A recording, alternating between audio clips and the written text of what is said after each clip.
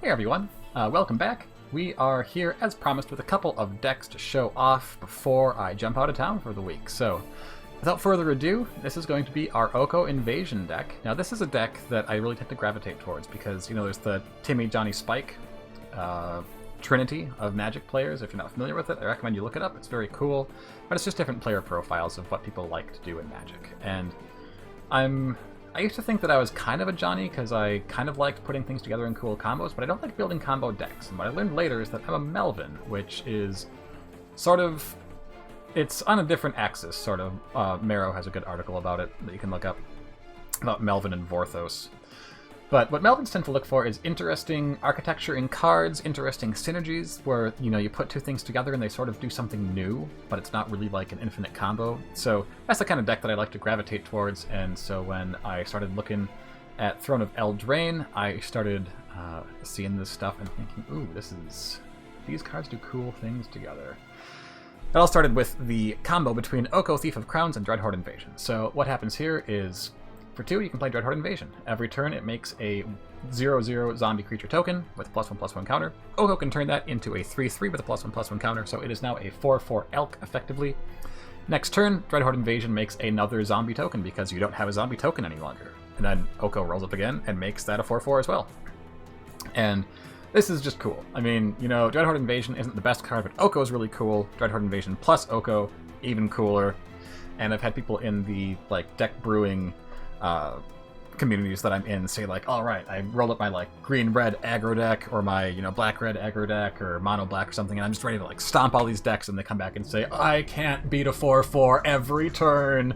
So for decks that rely on the combat step to, you know, do their thing, this is pretty hard to contend with. You have to kind of go under it or over it. You can't, like, meet it on its own terms and expect to do very well. Of course, you can do things like, you know, Field of the Dead would just stop this, and does stop this in my experience. But then you've got, you know, if your deck is, your game plan is rely on, you know, putting down a Cavalier of Thorns, well, Oko actually turns those Cavaliers of Thorns into 3/3s, and then all of a sudden those 3/3s don't stack up very well against the 4/4s you're making every turn for free. So it actually fights better against the just go bigger than you decks than a lot of these sort of like break something to go wide decks tend to do. So that's really cool.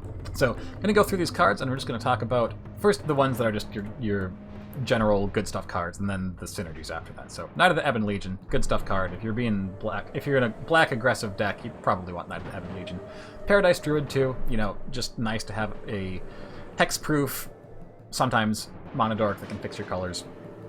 And we have really good 4-drops here, so it's nice to have some 2-drop monodorks we can rely on. Murderous Rider, potentially the best card in the set.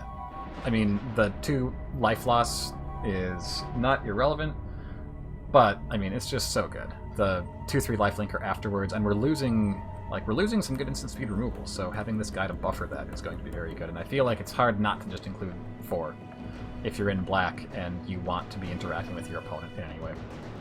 And then Questing Beast, because Questing Beast is very powerful, and even with Legendary, it's worth a bunch of slots in my opinion, because it has Vigilance, Death Touch, Haste, 4/4 for 4 that can't be chump blocked, and kills Planeswalkers while it kills your opponent, and then it has Haste, so they don't have a blocker for it, and then it has Vigilance, so then you kill their guy when they swing back, and it has a Death Touch, so then you always trade up, yada yada yada.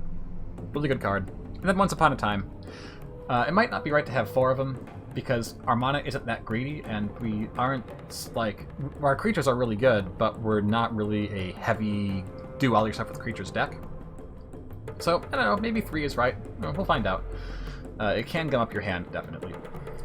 So, okay, that's the stuff that's just sort of boring. So then on to the cards that are all here as synergy pieces. So we got Gilded Goose. Gilded Goose, 1 mana monodork that ramps out Oko, Thief of Crowns. It's cool, right? Right, but also you could do things like turn 2, instead of ramping out Oko, play like a Paradise Druid, or a Wildborn Preserver, or best of all, Dreadhorde Invasion. Now, turn 3, you can Oko, and then you can turn Gilded Goose's token into a 3/3 creature. So now you've spent your turn 3 getting down a Planeswalker who is at 5 loyalty, while getting a 3/3 for virtually no cost. And then after that, you can maybe make the Gilded Goose into a 3/3 if you need to. You can spit out more food for the Gilded Goose. You can donate the Gilded Goose to your opponent and get their Knight of the Ebon Legion, which you can pump because you're in black. You can get their Thief of Sanity. You can get their Yarok. I mean, we don't have many elementals here, but we've got a Yarok now. Awesome. So you can do cool stuff like that. Gilded Goose, pulling a lot of weight here, and then also being able to make food for Oko to animate is very relevant too if the game grinds on too much and you can't find Dreadhorde Invasion. It's just, 2 mana plus your Planeswalker get a 3/3 every turn. So that's really cool. Wildborn Preserver, probably the worst card in this deck, but I figured I would try a couple and just see how it works. We do have a fair number of token producers here, which means that we can buff this guy more easily without really needing to have a particular card in our hand to do it. And, it's got the flash and reach, so it can come down and ambush someone when they think they're safe. It can kill a Planeswalker. It can, wreak havoc on the Flyers deck if they stumble on finding their lords, because it just sort of walls them. So, probably worth a couple slots. We got Cavalier and Knight here. We're producing a lot of tokens. We can sacrifice those tokens to kill their guys. We can lifelink to offset the life loss from Dreadhorde Invasion. We can get back any creature in this deck other than itself and Questing Beast. Now granted, Murderous Rider isn't great to get back because you can't adventure it, and also when it dies it goes underneath the library, so it would have to have been discarded or something. So there's nothing amazing to get back here. There's no awesome synergies like in Midnight Reaper decks or the Quasi-Duplicate or whichever the mirror image card for 3 that you can do infinite combos and stuff. Nothing like that, but still a really nice include. The triple black is kind of an issue, but we'll see. And so then our Planeswalkers. We've got Garrett, Cursed Huntsman. One, just an awesome curve topper because he will probably win the game if you cast him and don't die immediately, and can shut your opponent down from a lot of different angles. And then also he's given you tokens to pump Wildborn Preserver. He is blowing up your opponent's stuff. He is giving Vraska here things to sacrifice. So make some guys sack one of them, draw a card, gain a life. Garruk can ultimate now next turn. That's pretty cool. Speaking of Vraska, she can sacrifice any permanent. So now Gilded Goose tokens if we don't need the food. Oko tokens if we don't need the food. Dreadhorde Invasion, if we feel like we are losing too much life to it, we can just every turn, now instead of being get a 1/1 that gets bigger every turn, it's draw a card, gain a life, plus your Planeswalker by 2 every turn. If we feel like we need to get rid of it, she can blow it up while getting us life and a card. So there's just tons of angles for Vraska here. She's actually the last card that I added because I forgot that I could put her in this deck, and then I went, wait, this is the most obvious addition possible here. So tons of free things to blow up to feed Vraska. Oko can +2 so that Vraska can +2 because Vraska loves food and she loves it when sexy, terrible people feed her food and she draws you cards because she's so happy. It's amazing. So in my experience on Cockatrice, and sideboard-wise, we've got, Duress, because maybe we want to pull things out of their hand. I don't really know what I'm doing with the sideboard. There should definitely be Witch's Vengeance in here because it's great. But we've got Unmoored Ego for, combo and Field of the Dead. We've got Noxious Grasp and Legion's End, Assassin's Trophy when we have to interact more. Veil of Summer, it feels like it's actually not the best here, but Veil of Summer is never the worst. You're never unhappy to have Veil of Summer. So, yeah, just stuff like that. And then we can take a look at our curve, too. And, I mean, this includes the sideboard, but that is just a beautiful curve, especially when 4 of these and 3 of these are mana dorks. It feels good looking at that. When you put a deck together and you see that, you know that something went right in the building of the deck. So, in testing on Cockatrice, this deck has been pretty good. It has a lot of angles of attack, which is a thing that I really like my decks to have. And it's just fun. Even when we're losing, we're having fun. And having fun when you're losing is a really important part of competitive gaming because you will lose a lot. And if you can't have fun while doing it, then sort of maybe it's not the best game for you. So building things that you can enjoy while going down in flames is great. And, the multiple angles of attack means that you never really feel out of a game. Maybe there's not one deck that I feel like you just absolutely crush, although, getting this combo together is really good against those, beat down decks because it's just hard for them to match it. But, you'll lose to Field a lot, you'll lose to Red Deck Wins a lot, but you have tools against them, and that feels pretty nice. So, anyway, that'll do it for Oko Invasion. Before we go, we're going to take a look at Grixis Shadow here. So, extra deck tech for today. Those of you who have been following this channel for a while, or who were listening earlier, will know that I like forcing Grixis shadow-style decks in Standard ever since Knight of the Ebon Legion and Rotting Registrar were printed, because I love modern Grixis Death's Shadow, and I wanted to play it on Arena. So I did, and it sort of works sometimes. Found it was really good in Best of 1 the last season against aggro decks because we had lots of interaction and our cards were just way better than theirs. I went 15-0 and then went into Best of 3 and got stomped by all of the field decks that were there. And went into recovery mode. So now we've got new tools. What did we gain here? Well, first we lost a lot of check lands. All of them, in fact. So we've got some Fabled Passage. Fabled Passage isn't terrible here, because a lot of times we have an early turn where we can afford to take the turn off to fix our mana of, playing on curve. And we get to 4 lands pretty consistently on turn 4 anyways. So a lot of the time we're not taking any tempo loss from Fabled Passage. So that's very nice. These 3-colored allied colored decks without green especially, it feels like you don't want to be super aggro because you will just stumble on your lands too often and fall behind. And you need to be able to hit in those decks your land drops. So instead, we are going for this land a couple of, disrupt your opponent, land a couple of threats, most of which are really undercosted and really threatening, and then just crush your opponent down before they can marshal their resources to match you.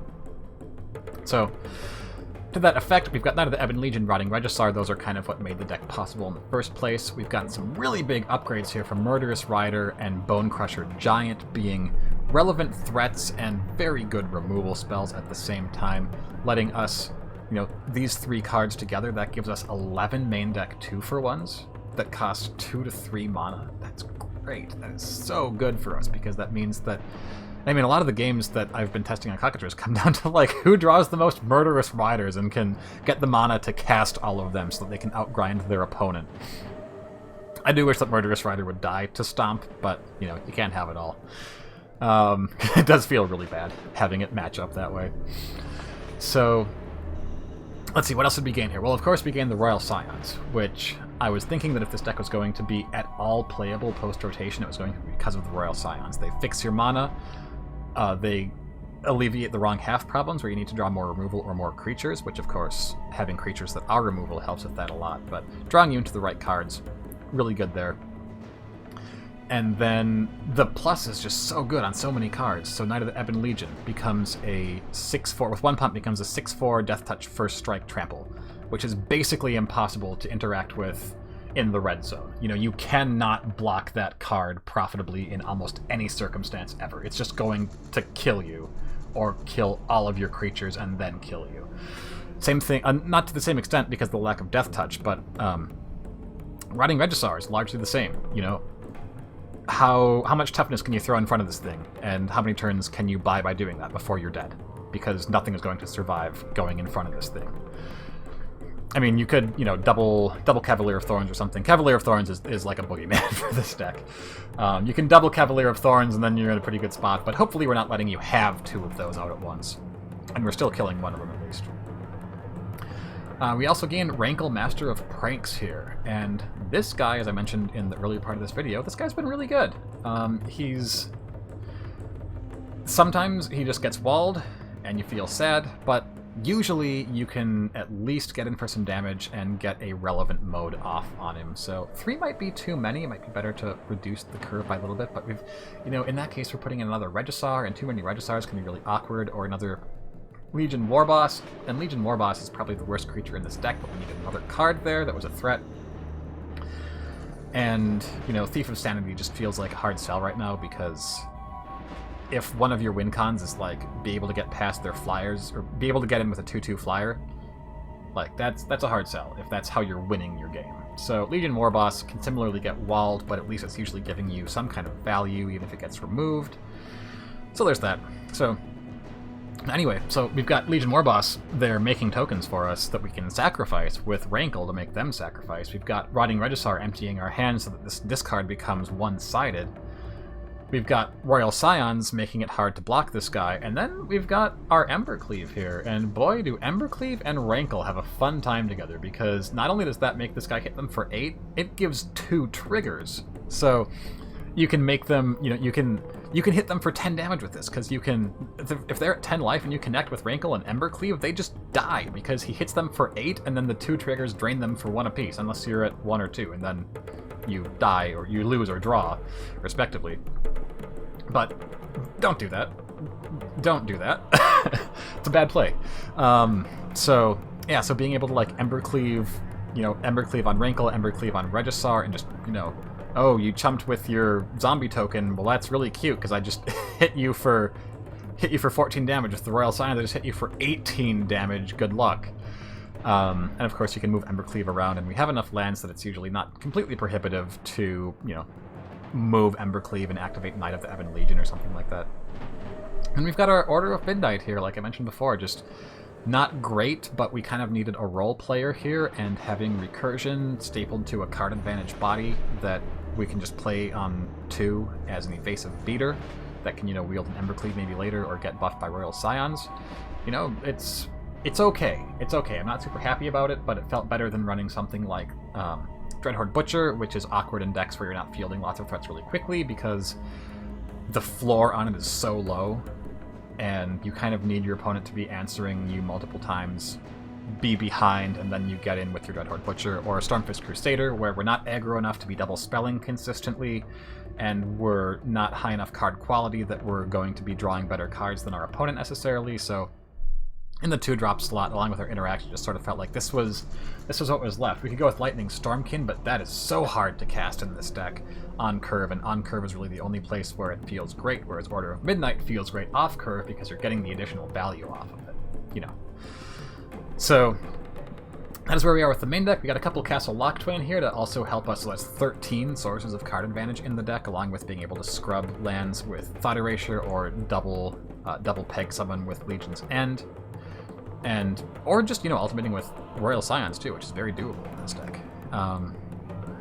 Perhaps right to get rid of the Temple of Epiphany because, we can't cast Royal Scions off of Temple of Epiphany by itself because we can't get both colors off of it, obviously. We can't cast Rankle or Murderous Rider off of it, that's a huge deal. But it also does get us closer to finding black if we need it because of the Scry, so it kind of feels like maybe it's worth it. Maybe you go down to 1 and go up to 3 swamps. I don't know. It'll take some testing. The 24 lands has felt like we're able to cast what we need when we need it, most of the time, often enough. And then for the sideboard here, we've got some Epic Downfall because just being able to exile a Cavalier is really important. We've got an extra Legion's End for when we hit zombies and stuff like that. Noxious Grasp, of course, so many good green creatures. Feather isn't going anywhere, so being able to hit Feather is really good.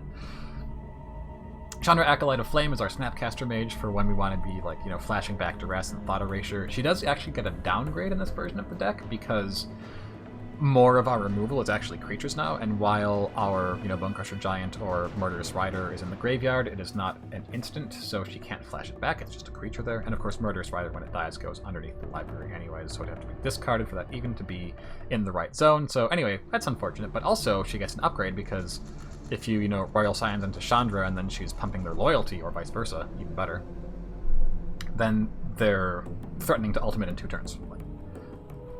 That's really scary to be staring that down when there's a Rotting Registar standing in front of your opponent, your side. Unmoored Ego, just, again, for the fields and stuff like that. 3 Witches' Vengeance, which, as I mentioned, should be in the Oko deck because it's so good. It is a board wipe. I mean, it doesn't kill everything because we have to name a particular thing, but it's -3/-3 for 3, which is huge. That's better than Cry the Carnarium. And it's not even just good against tribal decks. Like, it hits everything in Elementals under the 4-drop slot, I think. Sure, it doesn't hit. We got a plane going over. Let me reduce the volume here for a second. I'll just talk louder to compensate. So it can. That's too low. That's too low. Let's try like this. So, but it doesn't hit Paradise Druid, but I have actually had cases where you hit like 2 Paradise Druids and a Leafkin Druid because they're both Druids. So that is also a thing to keep an eye on. All right, let's turn that volume back up now. The plane's gone. And then, hitting, having an extra way of hitting zombie tokens if you need it, being able to peg a couple of goblins in red deck wins, depending on what they end up running. I think there's a lot of them in the Cavalcade decks right now. Or, Knights, if Knights becomes a tribe, which it probably will because it's getting so much support. So just an all-star card, and it is the board wipe that we can play in this deck because we have way too many creatures to be running things like Ritual of Soot and Grab the Carnarium, unless we're really desperate to shore up those matchups. So, I mean, it's the one that we can run, and it's very, very good for that. And then we've got a second Embercleave here, because sometimes you want to. Remember, it's legendary, though, so watch out for that. And then a Nicol Bolas Dragon God. I used to have a couple in the main deck, but it was just so hard to cast, to get the mana together to cast it in a timely manner. It's like, I could cast him sometimes, but it was like, great, Nicol Bolas, but now it's turn 8, and you're 2 turns too late, and we can't do anything, and we're dead, because you won't stabilize us, and your plus isn't going to be relevant. So, moved into the sideboard. Maybe there should be a second one here. Maybe I should rejigger this a little bit. Pull a Chandra for him, maybe. I don't know. But he's good in those matches where you want to, be able to have that source of, here is my card advantage engine that will just bury you. Good luck. So, anyway, we can take a look at our mana curve here, and this is the most disgusting part of this deck, because this is not a pretty mana curve. Compare what we got here. 12, 20, 10, 6. 6, 15, 24, 3. That really is bad. Granted, a lot of these are sideboards, so 1, 2, 3, 4, 5, 6, 7. So this should be 17, and then also 4 of them are 2-drops, because Bone Crusher Giant is a 2-drop removal spell, so really it's actually a lot lower than that, and there's 4 more 2-drops effectively from Bone Crusher. So keep that in mind, but this is not a beautiful mana curve, it's not a thing that I'm proud of, but it's what we got for now. So we'll roll that up and see how it goes. This is also, even when this deck is losing, it's not as much fun as Oko when you're losing, I think, because it's a little more like, you can't do as many fun things with it, but you do have those games too where you go Regisar into Embercleave and it feels great. Also, Chandra does make tokens that reduce the cost of Embercleave when they attack in, so that is another reason that she's in the board there. But anyway, I think that will wrap it up for this video, so thank you very much for listening. It has been a lot of fun building these and recording the videos for you, so let me know what you think in the comments. If you let's bring this back up. Let me know what you think of the evaluations. Do you think that I'm like 100% off on them? Stormfist Crusader, total garbage. Brazen Borrower is actually going to be in every blue deck and break everything for everyone. Robber of the Rich, best card ever in Standard. Let me know. Let me know what you think. I love talking about this sort of stuff with other people and people that are interested and passionate about brewing. So let us know. Let us know what we can do better. Give it a like if you liked it. Give it a thumbs down if you don't. And let us know how we can improve. Let us know what you'd like to see us cover in the future. Give us a subscribe if you want to see more. And this is Ben signing off for the next week. But I will see you soon. Looking forward to it. Take care, everyone, and we'll talk to you later. Bye-bye.